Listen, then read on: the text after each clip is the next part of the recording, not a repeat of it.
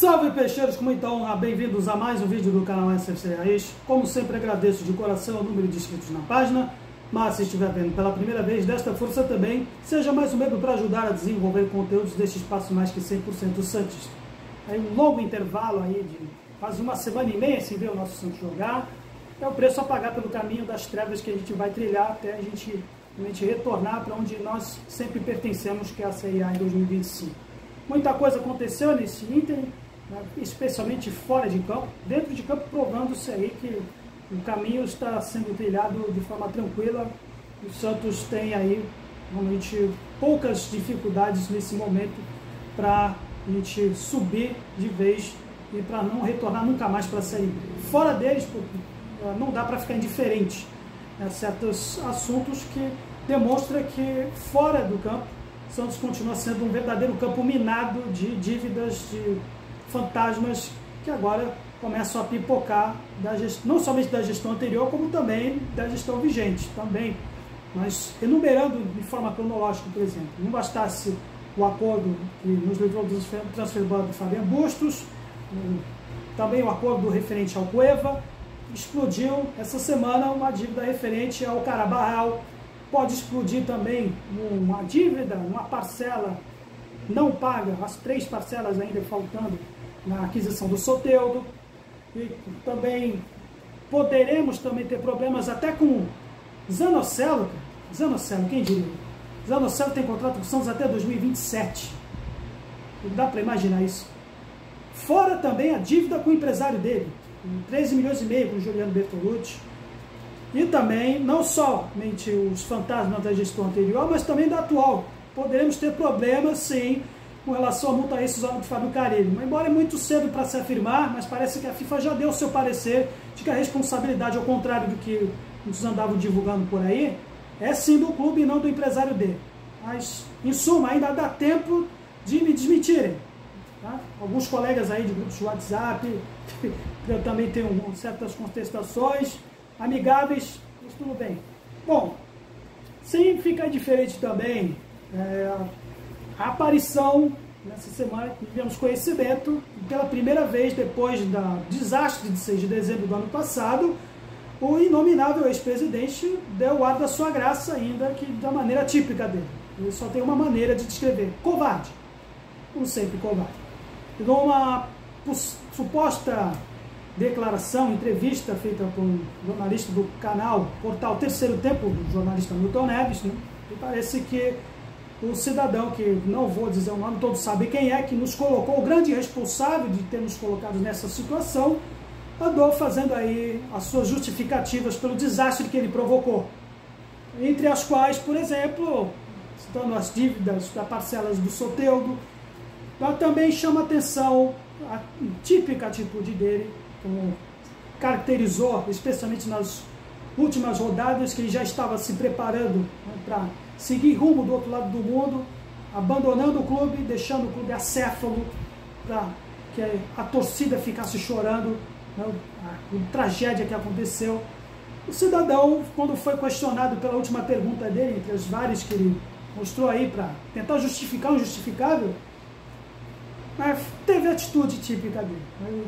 Perguntado, por exemplo, se ele possivelmente retornaria para o Brasil, especialmente para a cidade de Santos, para poder, pelo menos, se defender dos processos que culminam aí a expulsão dele para sempre do quadro de associados do clube, por gestão temerária, entre outras coisas, simplesmente não respondeu. Simplesmente ficou em silêncio. Deixou o jornalista um cara de bunda, como fez toda a nação santista ficar nesses 3 anos e talvez que não retorne nunca mais. É até bom que ele não retorne mesmo, que ele fique na lata de lixo da história e que o nome dele seja menos mencionado possível pelo desastre que ele provocou. E pior do que esta covardia dele, não sei se pode ser o que é realmente algo mais trágico do que isso. Típica covardia desse cidadão, ou é a hipocrisia daqueles que lá atrás o apoiavam e baixavam a cabeça em todas as decisões dele, ratificavam no Conselho Deliberativo e que continuam conselheiros agora na gestão atual, muitos deles uma hipocrisia que chega a ser teatral, agora se manifestando como se nunca tivessem apoiado. Mas, bom, é bom falar de coisa boa por enquanto, né? E lógico, tem muito conteúdo para se falar durante esse período aí, que o Santos agora vai ficar um grande intervalo sem jogar até dessas partidas, que só vai agora ter essa competição da Série B, não tem Copa do Brasil, não vai ter poucos jogos de meio da semana, somente esse campeonato. Então vai dar bom tempo aí para reproduzir aí conteúdos, para falar das atualidades e também do conteúdos históricos que eu me comprometi a fazer também. E, sim, paciência, galera, eu vou fazer, mas enfim, falando apenas do que foi essa partida, foi uma coisa boa, que o Santos, embora ainda tenha dificuldades ainda, por exemplo, que teve nos dois últimos jogos recentes, na saída de bola, então, com o Guarani, que ainda não tinha pontuado, acabando aí num momento conturbado, trocando de treinador,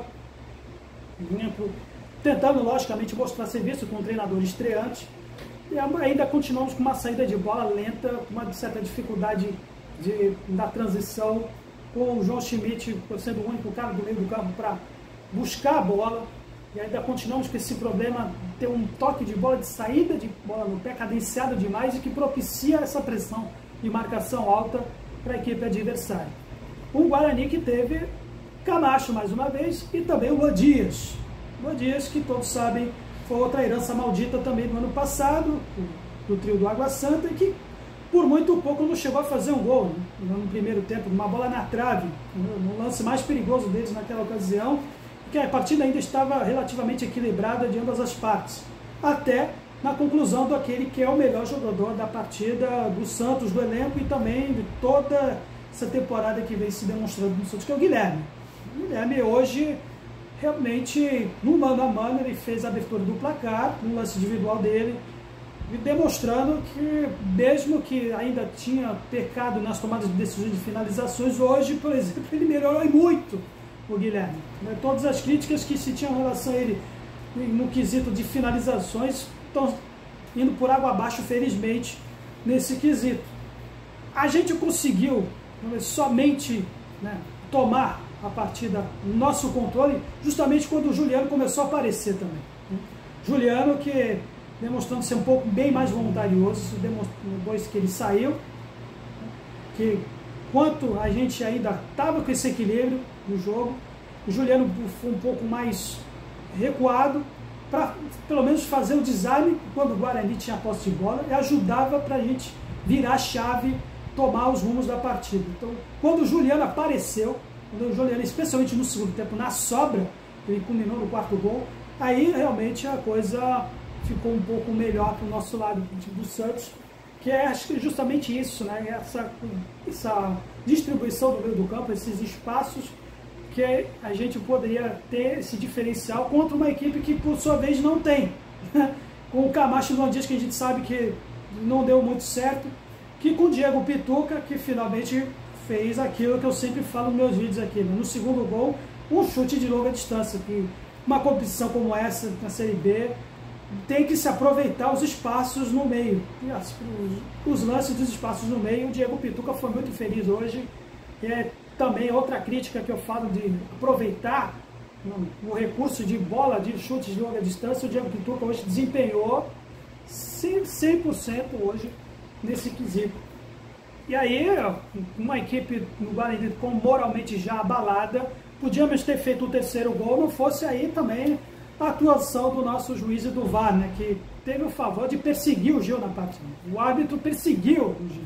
Não somente anulou o gol legítimo dele, que o VAR mostrou um impedimento que não houve, quer dizer, marcar um impedimento, um lance, uma assistência que estava o Morelos, eu vou falar dele aqui, ele dá uma assistência que a bola, primeiro, chega no Guilherme, e quando o Gil ainda não estava participando do jogo, eles escolheram justamente a imagem da qual ele estava milimetricamente assim, né, adiantado, mas antes disso, a bola tinha resvalado no jogador do Guarani, e ele já estava, já estava em condições de fazer o gol legítimo, que inexplicavelmente, ou explicavelmente também, a gente sabe no mundo sujo que é o nosso futebol por trás, ele acabou anulando o gol, que poderia ser aí uma coroação dessa atuação perfeita que o jogo vem fazendo aí na zaga.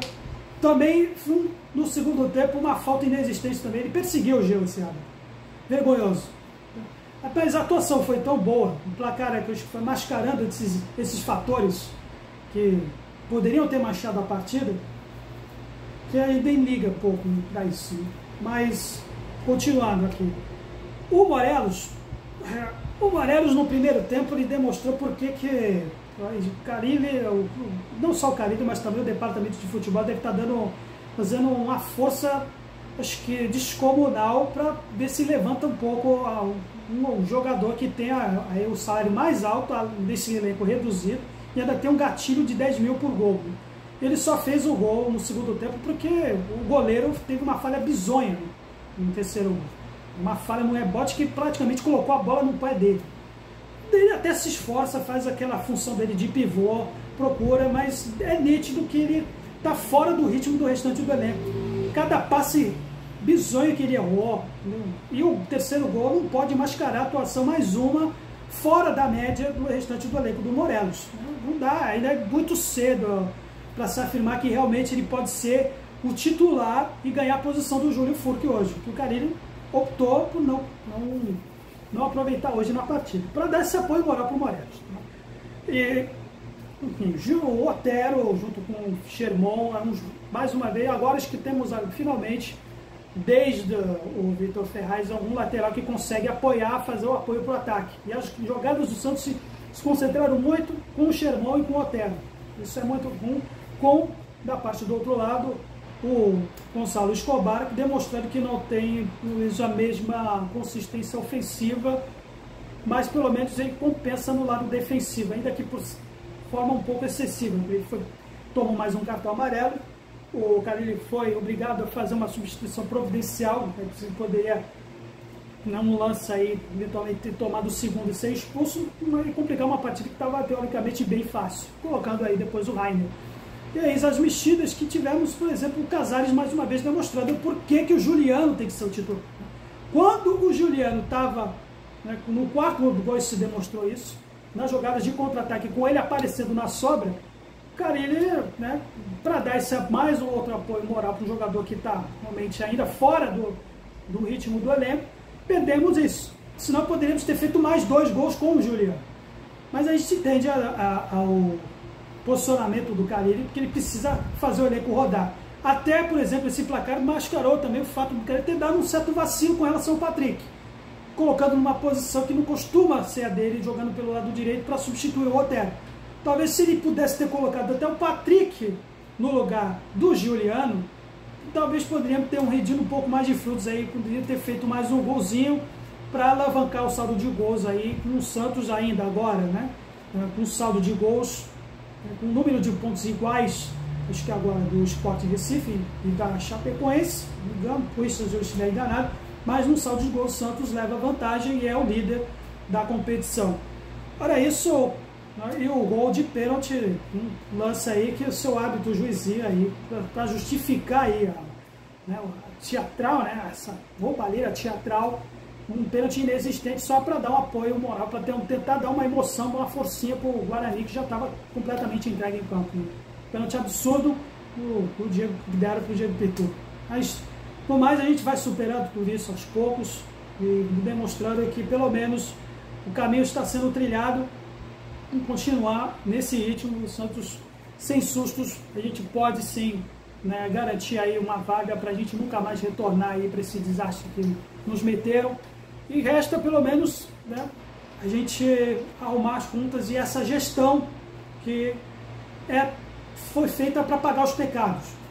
Vou ser repetitivo aqui. Muitas coisas que aconteceram na gestão anterior e que tem muitos remanescentes dela na atual, agora precisam se, pelo menos, de um mínimo, pagar pelos pecados, pelos pecados passados.